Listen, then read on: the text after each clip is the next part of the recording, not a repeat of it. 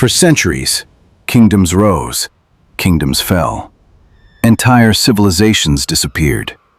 Yet one empire refused to follow the same fate. For more than 600 years, the Ottoman Empire survived wars, crusades, economic crises, religious conflicts, civil wars, technological revolutions, and the rise of entirely new world powers. While Rome collapsed, while Byzantium disappeared, while the Mongols fractured, the Ottomans endured. How? What made this empire so incredibly resilient? The answer wasn't luck. It wasn't one brilliant ruler, and it certainly wasn't one great army. The secret was something much deeper. To understand it, we must return to a forgotten frontier. At the end of the 13th century, the Middle East looked nothing like the powerful Ottoman Empire we remember today. Anatolia was broken. The once powerful Seljuk Sultanate had collapsed. The Mongol invasions had shattered old political structures. Dozens of small Turkish principalities, known as beyliks, competed for survival. Each one dreamed of expansion. Most would disappear within a generation. Only one would rewrite history. On the northwestern frontier, close to the weakening Byzantine Empire, a relatively small principality emerged.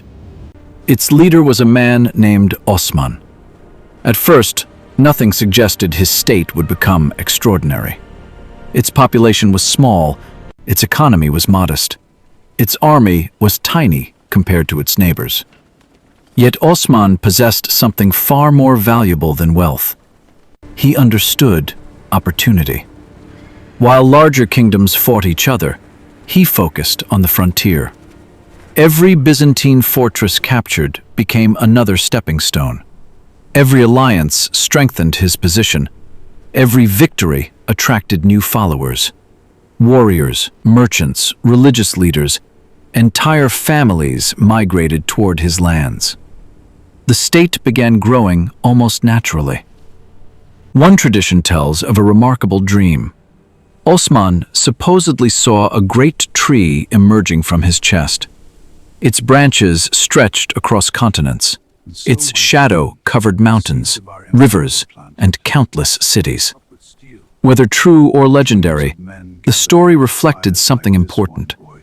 People already believed this tiny frontier state had an extraordinary future. Osman's successors inherited more than territory. They inherited momentum. His son, Orhan, continued expanding into Byzantine lands. But conquest alone wasn't enough. The Ottomans quickly realized something many conquerors never understood. Winning land is easy. Keeping it is the true challenge. Instead of simply looting conquered cities, they integrated them. Local farmers kept farming. Markets remained open. Trade continued. Taxes were collected efficiently. Life often returned to normal surprisingly quickly. This created stability, and stability attracted even more people. The empire expanded slowly, but carefully. Every new province strengthened the next campaign. Roads improved, fortresses were repaired, bridges connected regions. Administrators followed the army almost immediately. The Ottomans weren't simply building an army, they were building a state. Their greatest advantage wasn't size, it was organization. The government developed an efficient provincial system. Governors answered directly to the Sultan.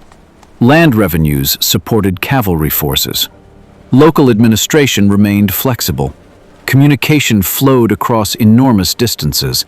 For medieval standards, it was remarkably effective. But perhaps the most famous Ottoman institution was unlike anything Europe had ever seen. The Janissaries, an elite infantry corps, highly disciplined, professionally trained, completely loyal to the Sultan. Unlike many medieval armies, the Janissaries weren't temporary soldiers. They were professionals. Year after year, they trained together, learned together, fought together. Their discipline shocked European observers. Another institution made this possible: the devshirme system. Christian boys from the Balkans were recruited by the Ottoman administration. They converted to Islam, received elite education, and many eventually became generals, governors, grand viziers, even the empire's highest officials. Today, historians continue debating this system. It remains one of the most controversial institutions in Ottoman history. Yet, from an administrative perspective, it created something extraordinary. The empire promoted ability, not simply noble birth. Talented individuals could rise to the highest positions. That strengthened the state for generations. Then came the event that transformed everything. In 1453, after weeks of preparation, the young Sultan Mehmed II surrounded Constantinople. For over 1,000 years, its walls had resisted countless armies. Many believed the city could never fall. But this siege was different. Massive cannons pounded the ancient defenses. Engineers built new fortifications. The Ottoman navy blocked maritime supplies. Every resource of the empire focused on one objective. After 53 days, the impossible happened. Constantinople fell. The last remnant of the Roman Empire disappeared forever.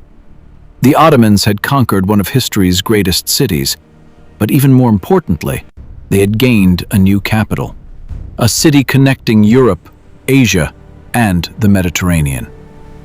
From that moment forward, the Ottoman Empire became something entirely different. It was no longer a frontier kingdom. It had become one of the world's greatest superpowers. The conquest of Constantinople changed everything. The Ottomans now controlled one of the most strategic cities on earth. Trade flowed through their ports. Taxes filled the imperial treasury. Diplomats from Europe, Asia, and Africa all arrived at the Sultan's court. The empire had become the bridge between continents, and that position made it incredibly powerful. Its greatest years were still ahead. In 1520, a new ruler ascended the throne, Suleiman. History would remember him as Suleiman the Magnificent. Under his leadership, the Ottoman Empire reached its golden age. Its armies advanced into Hungary. Its fleets dominated much of the Mediterranean. Its influence stretched across 3 continents. But military victories were only part of the story. Suleiman understood something that many conquerors never did. Empires survive through institutions, not endless wars. He expanded the legal system, improved administration, strengthened provincial government, encouraged commerce, protected major trade routes, invested in architecture, education, and public works. Across the empire, bridges connected distant provinces, roads improved communication, aqueducts supplied growing cities. Mosques, schools, hospitals, and markets transformed urban life. Millions of people lived under Ottoman rule, speaking different languages, following different religions, practicing different traditions. Yet for centuries, the empire managed to hold them together. Unlike many medieval states, the Ottomans rarely demanded complete cultural uniformity. Christians, Jews, and Muslims often governed their own religious communities through the millet system. Local leaders handled schools, marriage, charity, and many civil affairs. The Sultan demanded loyalty, taxes, and political stability, but daily life often remained remarkably local. This flexibility reduced resistance and helped preserve order across an enormous territory. Geography also became one of the empire's greatest weapons. The Ottomans controlled the Bosporus, the gateway between the Black Sea and the Mediterranean. They stood between Europe and Asia, between East and West. Few empires have ever occupied such an extraordinary position. Merchants depended on Ottoman ports, caravans crossed Ottoman roads, navies passed through Ottoman waters. As long as global trade moved through these routes, the empire remained wealthy. But history never stands still. During the 17th century, Europe began changing. Scientific discoveries accelerated, oceanic trade expanded, powerful Atlantic kingdoms emerged. Industrial production slowly transformed economies. Global commerce shifted away from traditional overland routes. The world that had once favored the Ottomans was beginning to change. The empire adapted, again and again. It introduced reforms, modernized parts of the military, negotiated new alliances, restructured government institutions. For generations, these changes delayed decline. That ability to adapt may have been the Ottoman Empire's greatest strength. Other empires often collapsed suddenly. The Ottomans evolved, slowly, repeatedly, for centuries. Yet adaptation had limits. Nationalist movements spread across the Balkans. Russia expanded southward. Austria challenged Ottoman influence in Europe. New technologies demanded enormous investments. Military competition became increasingly expensive. Provincial governors gained more autonomy. Economic pressures continued growing. None of these problems destroyed the empire alone. Together, they slowly weakened it. By the early 20th century, the empire was no longer the unstoppable power it had once been. Then came the First World War. The conflict consumed entire continents. The Ottomans fought alongside the Central Powers. When the war ended, the empire had exhausted nearly every remaining resource. Its provinces were lost. Its government collapsed. In 1922, the Ottoman Sultanate officially came to an end. An empire that had survived for more than 6 centuries had finally disappeared. But was that truly the end? Not entirely. The Ottoman legal system influenced modern governments. Its architecture still dominates the skylines of Istanbul, Sarajevo, Jerusalem, and countless other cities. Its cuisine spread across continents. Its trade routes connected civilizations. Its diplomacy shaped international politics for centuries. Even today, millions of people live among monuments, roads, bridges, markets, and institutions first developed under Ottoman rule. The empire vanished. Its legacy never did. So, why did the Ottoman Empire refuse to die for 600 years? Not because it possessed the strongest army, not because it had the greatest rulers, not because it never faced defeat. It survived because it adapted, again and again and again. It governed diverse peoples instead of trying to erase them. It built institutions stronger than individual rulers. It understood geography better than its rivals. And when circumstances changed, it changed with them.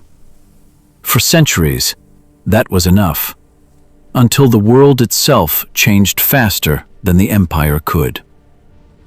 History often remembers the Ottomans for their battles, but their greatest achievement wasn't conquering Constantinople or expanding across 3 continents. It was surviving. For more than 600 years, one empire stood at the crossroads of civilizations, connecting worlds, shaping history, and proving that true strength is measured not only by how an empire rises, but by how long it endures.